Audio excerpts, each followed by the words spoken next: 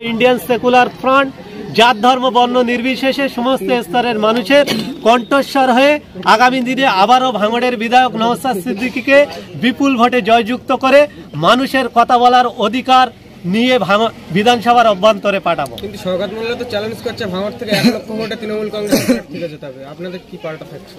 দেখেন শওকত মোল্লারা মুখে অনেক কিছু বলে, আমরা দেখেছি শওকত বাবুদের কথা 2021 সালের পুরে এই শওকত বাবুই বলেছিল যে আব্বাস সিদ্দিকীর ভাই নওশাদ সিদ্দিকী যদি ভাঙড়ে যেতে তার সার্টিফিকেটটা ছিঁড়ে দেবে। শওকত মোল্লা কি সার্টিফিকেট ছিঁড়ে দিয়েছে? তিনি কি বিধানসভায় যান না? ওইরকম ফুটেজ খাওয়ার জন্য অনেক ডায়লগ মারা যায় কিন্তু বাস্তবে রূপ পাওয়া যাবে না। 1 লক্ষ ভোট যদি জিতিয়ে তৃণমূলকে জেতা সেটা ভাঙড়ের মানুষ ঠিক করবে।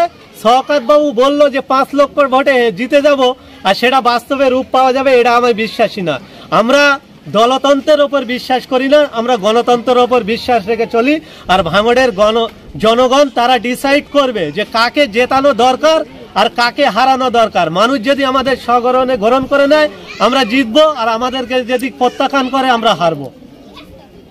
পশ্চিমবাংলায় কম বেশি 294টা সিট দখল করে রেখেছে তৃণমূল কংগ্রেস অর্থাৎ শাসক, কিন্তু 2026 বিধান 14টা সিট দখল করে। এবারে 2021 নির্বাচনে তৃণমূল কংগ্রেস 214 সিট মানে নিয়ে ক্ষমতায় এসেছে, কিন্তু অভিষেক ব্যানার্জি নেতাজি ইন্ডোর থেকে টার্গেট দিচ্ছে 215।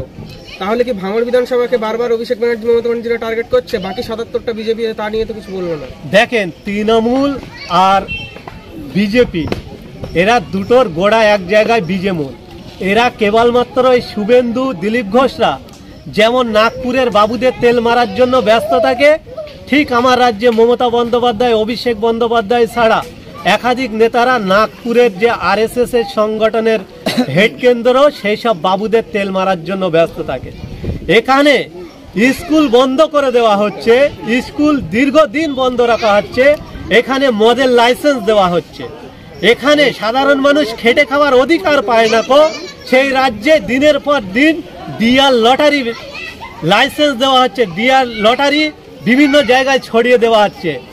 একদম বকলমে যেমন সাধারণ মানুষের পকেটগুলো খালি করে রাখবে আর সরকারে অনুদান দেওয়ার জন্য সাধারণ মানুষের কাছ থেকে ভোটগুলো নিয়ে কেবলমাত্র নিজেদের গদিটাকে শক্তিশালী করার জন্য এই টেন্ডেন্সি নিয়ে চলছে। আমি ভাঙড় সহ পশ্চিমবঙ্গের প্রতিটি শুভবুদ্ধি সম্পূর্ণ মানুষের বলবো, আপনারা সম্প্রীতি রক্ষার স্বার্থে এবং মানুষের ঐক্য এবং ভ্রাতৃত্ব রক্ষার স্বার্থে আপনারা রাজনীতি সম্বন্ধে সচেতন হন। আপনারা হয়তো জানেন না এই 4 কথার রাজনীতি শব্দ এ কাউকে পরোয়া করে না, কিন্তু রাজনীতি এমন একটা জিনিস সবাইকে ওকে পরোয়া করতে হচ্ছে। আজকের মন্দির মসজিদ স্কুল পাঠশালা কলেজ ইউনিভার্সিটি সব জায়গায় যেখানেই যাবেন দেখবেন রাজনীতির ছায়া নেমে এসছে। তাই সাধারণ মানুষদেরকে বলবো রাজনীতি সম্বন্ধে সচেতন হয়ে সুস্থ সমাজ গড়ার জন্য যে ডাক দিয়েছেন নওশাদ সিদ্দিকী ভাইজান, তানার হাতকে শক্ত করে সুস্থ সমাজ গড়ার জন্য আহ্বান করবেন। আপনার নাম? আমার নাম MD Alamgir Hossain, Indian secular ফ্রন্টের একজন সাধারণ কর্মী।